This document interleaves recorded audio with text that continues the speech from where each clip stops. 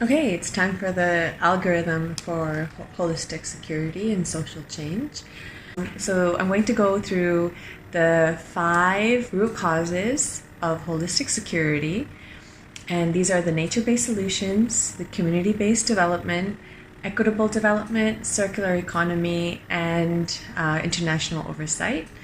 And these are 5 root cause based drivers of holistic security and social change.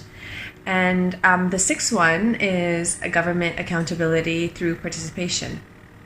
And that in itself is a driver for all of the rest of the 5 drivers of holistic security. Going into these 5 nodes, I'm going to start with community-based development. So community-based development is centered around building communities. And just a side note, I have developed this through studying for my master's in international cooperation for urban planning in Germany. And I've also backed that up with 13 years of experience in public safety and security and government accountability and criminal analysis. So again, going into community-based development, that's centered around building communities. And so infrastructure and programs can be developed to support the development of communities. And these, in essence, prioritize public spaces. And so when public space is prioritized, it invites people to interact and have oversight. When there's public oversight, there is less crime, there's more support for mental health, and there is also more opportunity for development and circular economies and community-based programs. And so therefore, community spaces, public spaces, should take priority in public planning and are very important. Secondly, nature-based solutions. Nature-based solutions entails the implementation of blue-green infrastructure to support health and well-being. This also entails that environmental integrity is maintained through, for example, the nodal trees, as well as pathways and habitats for wildlife. And when there are nature-based solutions implemented, such as blue-green spaces, there are less air particulates through the absorption of carbon in the atmosphere. And when there are carbon sinks and heat sinks, that mitigates air pollution as well as climate change. So with the retention of water, refilling the local aqua in green infrastructure, that increases evaporation. With local evaporation increased, the heat island effect is mitigated, and there is in effect less climate change. Then, and there's also cleaner urban runoff. So when there's a storm, when there's rain, then the blue-green infrastructure will help to filter the particulates in the stormwater, whereas if it was just pavement and pollution, then all of that gets swept into the main water bodies, into our drinking water and the water of the ecosystems, and that is not good. So we need to filter our water, and to do that naturally and effectively, if this nature-based solution has to be implemented on a large-scale level.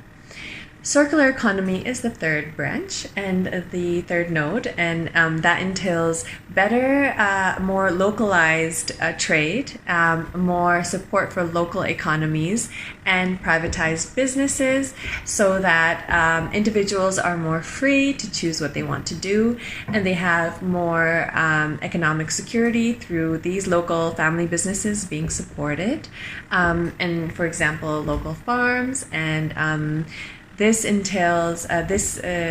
facilitates less pollution through less transportation, and that also contributes to stronger local economy, so that there's less dependence on global trade. And through the strengthening of local economy, we have more economic security and more mental security, as well as a sense of well-being, as well as more room for creativity, provisions for innovation at the local family level. Then number 4 is international oversight, and that in effect contributes to the prevention of illegitimate war and the facilitation of international treaties such as environment and human rights and business and crime. And so with international oversight and the exchange of information as well as responsibility, there are better provisions in place so that the local economy, the local community, and the local environment benefits. Holistic security, as a reminder, is people, prosperity, and the planet. So international oversight is very important. Number 5 is equitable development, and that includes equity for human beings through the provisioning of land rights, access to public services, and land tenure. And that is very much at a governance level. It requires procedures and policies that are, again, at a centralized level, so that spaces are opened up for individuals. There's more opportunity and there's less gentrification.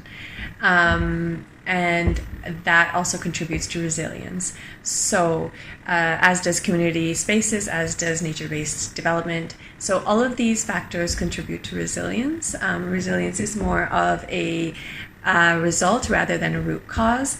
And the 6th and final node for the holistic security algorithm is government capacity for participation and oversight. So we need accountability through the opening up of government affairs to the public, so that there is oversight through the various branches, that also is facilitated through collaboration. But there, in addition, the public is aware of policies and procedures. So that's it for the holistic security algorithm. And anytime. Again, And this is why hope you had a good time.